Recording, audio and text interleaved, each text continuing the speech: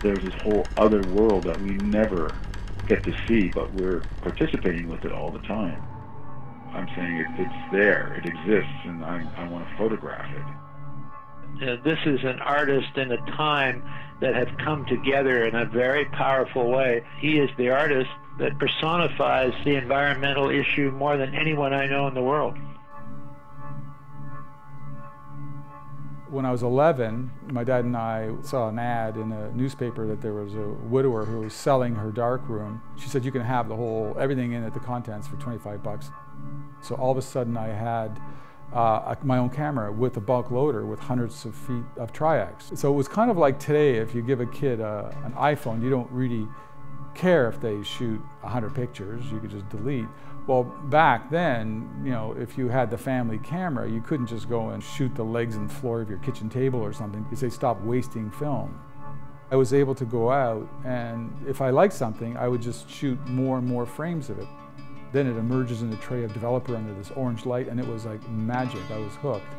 I can take like 20 images. There's always going to be one that's more interesting. My early recollections of some of the favorite things that I enjoyed being Canadian was going out into the landscape. So I started to think about the landscape and how we changed that landscape. And being a resource-based country, there was all kinds of examples. So I'd drive from Toronto into Sudbury and start looking at the tailings and looking at the mines and trying to capture that on film. I was using color, large format, and at that time color was largely seen as a commercial medium. If you wanted to be a serious artist back then, you had to work in black and white. This is something that we're engaged with. We can't have these cities and we can't have this lifestyle without incursion into that landscape to get the materials.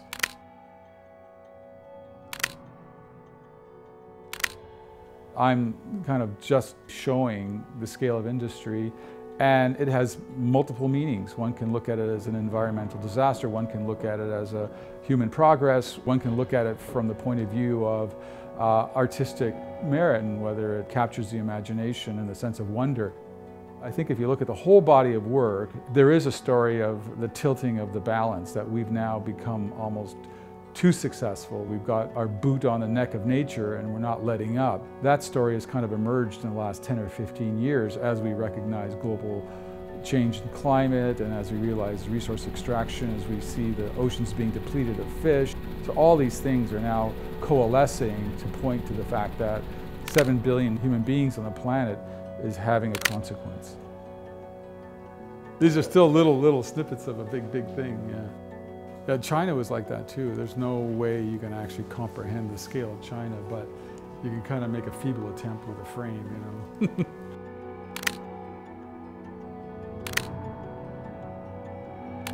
There's an urgency, I guess, that I have now that it wasn't as present. I was still kind of taken by wonder of the scale of things at the very beginning and looking at the largest examples, but that wonder's kind of turned to concern. Well, how are we going to stop, being who we are?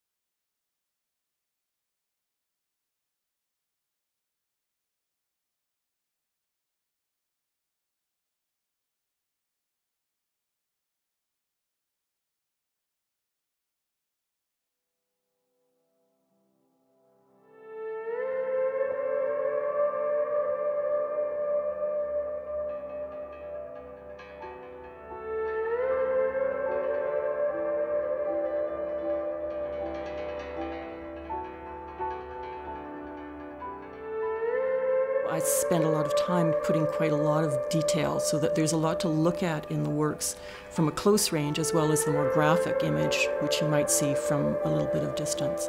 And I really value that kind of allowing the viewer to move in and out of the work at different ranges. And I think that also draws them into the process, because as you come close to a work, you see the subtleties. And in recognizing those subtleties, I think you get a sense of the maker's hand. When you're handling materials, when you're physically manipulating something, there's nothing between me and what I'm doing. There's not a paintbrush, there's not a press. You're very intimately involved with what you're doing.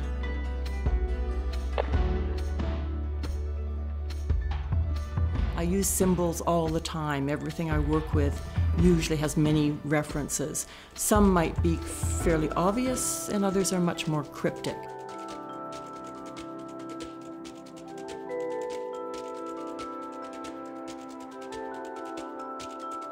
I was really interested in places where people still did things by hand, and they had a kind of aesthetic that I was much more interested in. Even now, although I might be dealing with different subject matter in my work, I'm constantly looking back at the history of textiles for links that will connect my work to that history.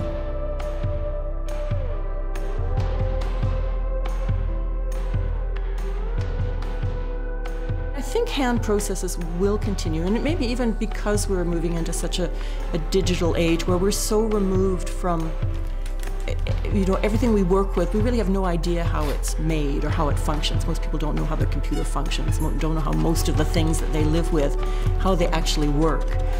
Whereas a handmade object, there is a very direct human connection to that object, and it's knowable, it's understandable.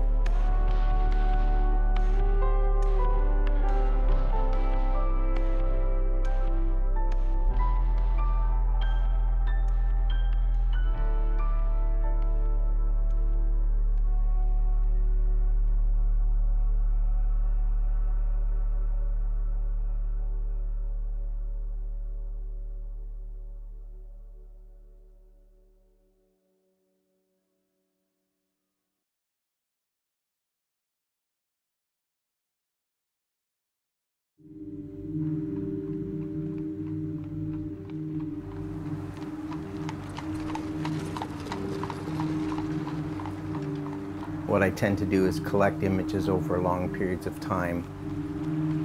I have an archive of imagery, and the images sort of tell me which way to go.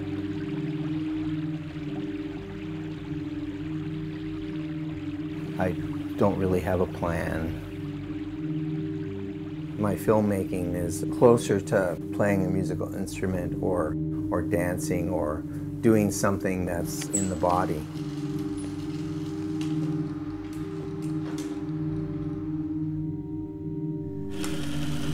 The texture of stone, of water, of brick, of roads, this is kind of the texture of our everyday life. I see it as like one of the layers that I lay down in my films in the way that a painter might lay down their first layer of paint.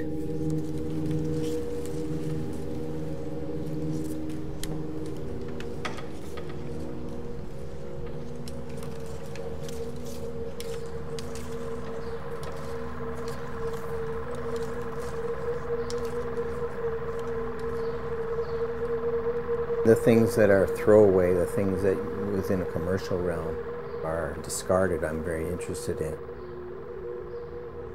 Scratches and soft focus and all those kinds of things that are issues in mainstream cinema are things to kind of access, things that I can harness for expression.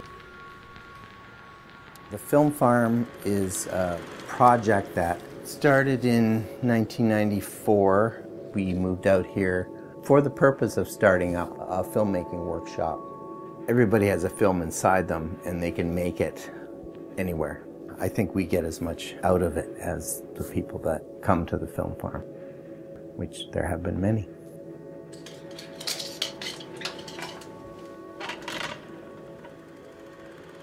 To me, film and photography helps me through my grief. It's something that helps me through difficult times and joyful times. To collect, to archive, to have something that I can go back to is an important part of my filmmaking process. I've got tubs filled with film underneath the house that I always think, oh, I might not use that now, but I may use it in a future film. I started using family snapshots to understand how the past lives in the present. That's partially why I'm embracing the interface of analog and digital and the way that analog can live within the digital realm and how qualities of each medium can be harnessed and used.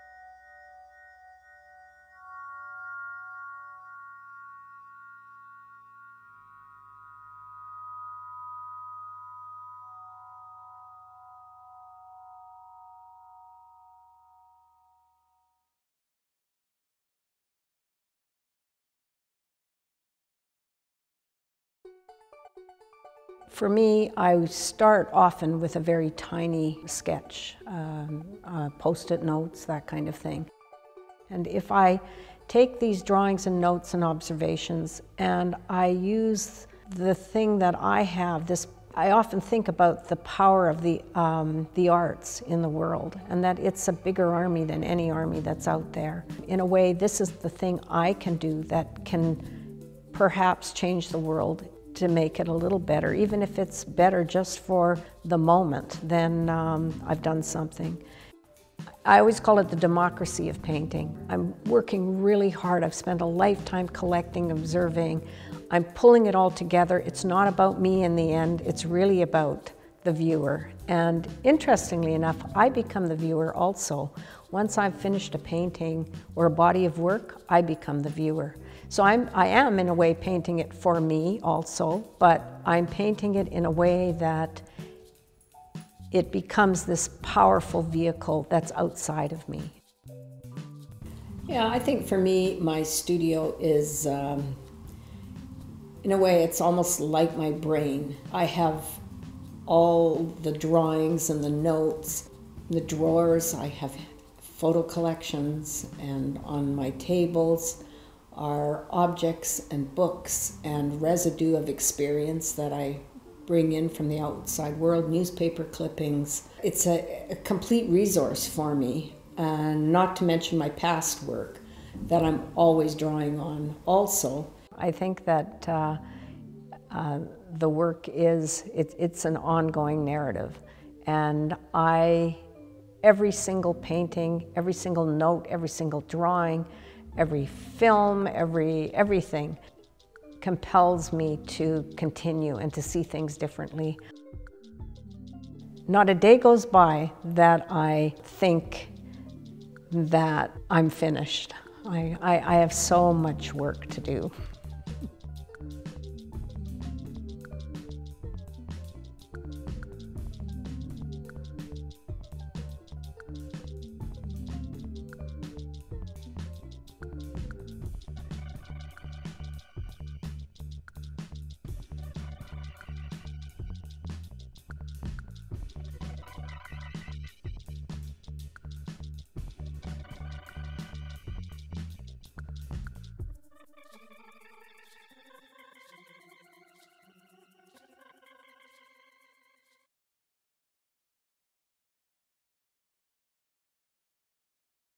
I think for me, place matters. Exposing the richness, the history, to give a portrait of that place. Sometimes it's fictional, sometimes it's not, but that's what makes it interesting.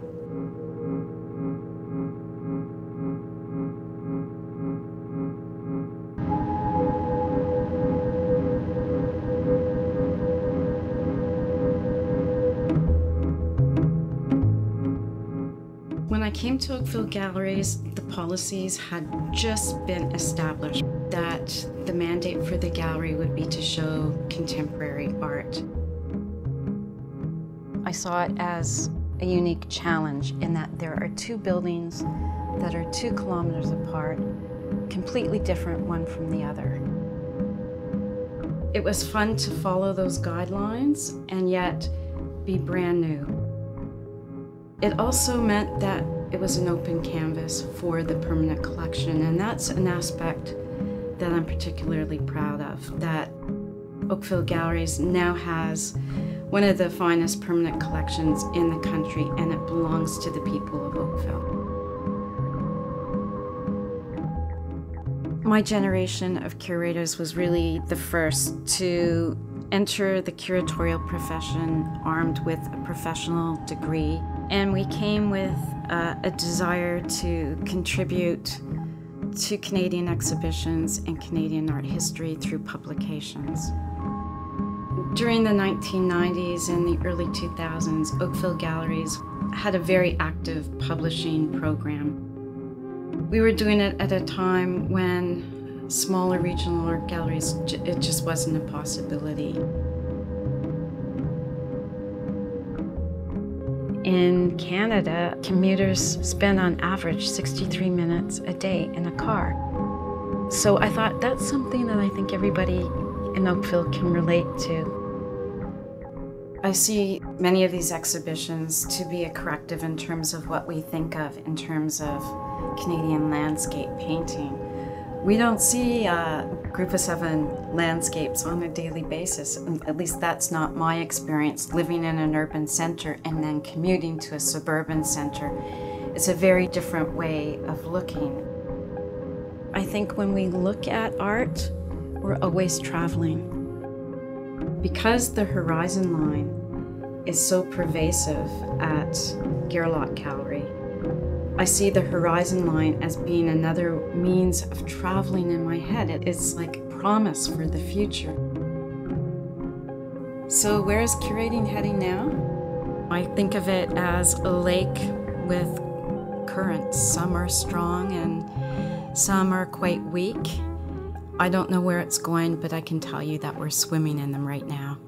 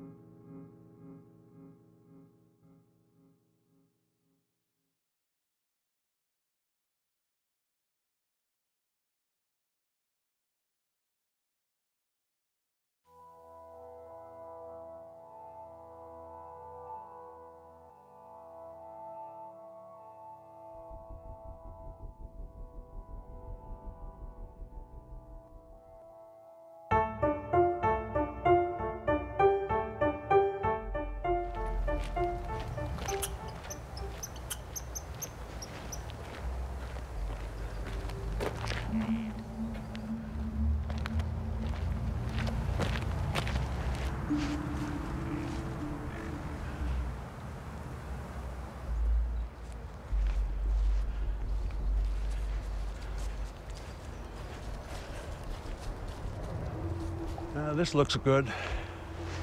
Yeah, this looks good. Flat there, and then these low-lying trees in this area. It'll work out well. So,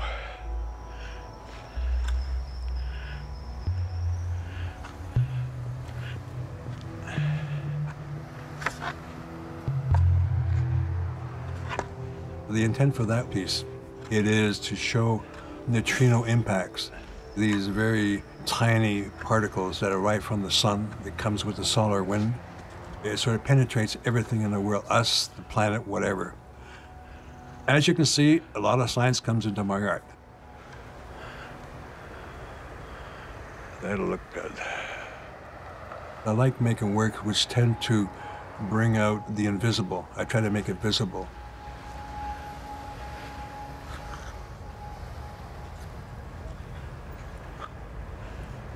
Now I'm going to convert that into a digital field by adding ones with the zeros.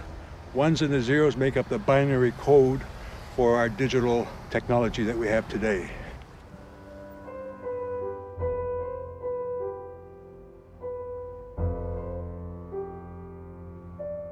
You could call me a traveler. I do go to several places, and I like to show where I have been. Mainly, it seems to be that I go for this sort of like movement over the Earth's surface rather than having, let's say, making objects which would be on the walls or on pedestals in museums.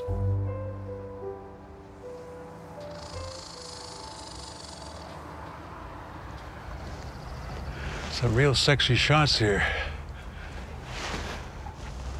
Can you see me? By keeping myself having an air of being a private person, looking normal, I can come into any situation without people knowing that I'm there, and I do it. I've taken my pictures and I'm gone. Parachutists, come in, do and go. Ça y est. Fini. I guess you could say I'm one of the pioneers in this part of the world, in Canada, in this sort of stuff. It's all stuff, actually. We just pile it up a different way, and we could use other words for it, but I guess you could say it's just stuff. But in a very pleasant way.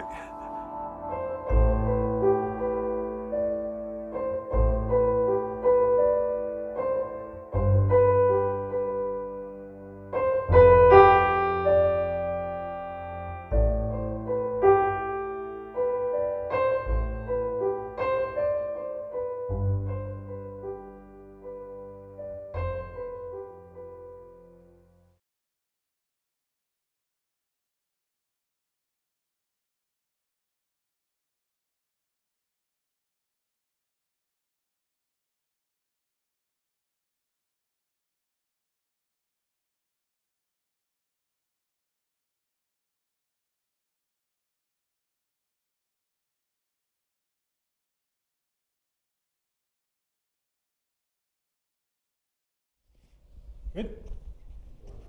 Full frame. Frame. 3, 2,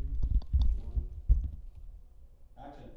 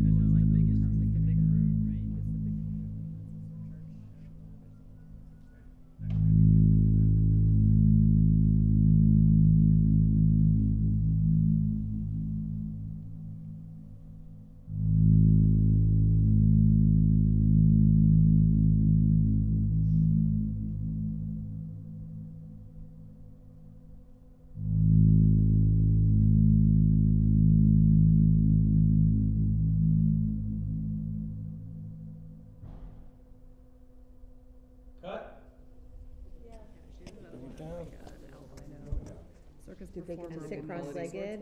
No, we would not fit that good, but they had real chopsticks. James kept trying to steal them, and I wouldn't let him. It's like, but we take care of it. I was like, these are not the crappy kind of I don't know if she even has like special light couples that you just are in support of the way they really behave. You know, it's a big thing and it's a little thing. Like it's just a small amount of time to contribute, but it goes a long way. Mm-hmm.